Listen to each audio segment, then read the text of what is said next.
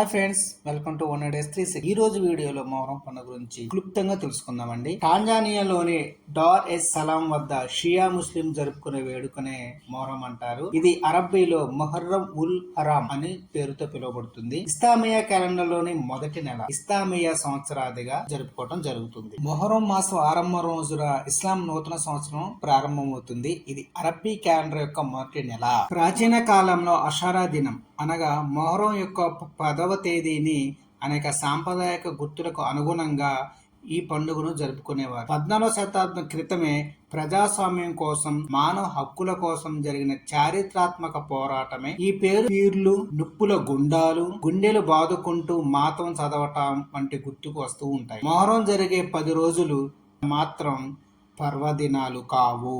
ఈ మొహరం పండుగ సందర్భంగా తెలంగాణ గవర్నమెంట్ వారు ఈ నెల 9వ తారీఖున, 10వ తారీఖున, అదే విధంగా 16వ తారీఖున, 17వ తారీఖున కూడా స్కూల్స్ కు, కాలేజెస్ కి తెలంగాణ ప్రభుత్వం సెలవు దినాలుగా ప్రకటించడం జరిగింది. మా ఛానల్ కనుక మీకు నచ్చినట్లయితే లైక్ చేయండి, షేర్ చేయండి. మరిన్ని వీడియోస్ కోసం మా ఛానల్ సబ్స్క్రైబ్ చేయండి.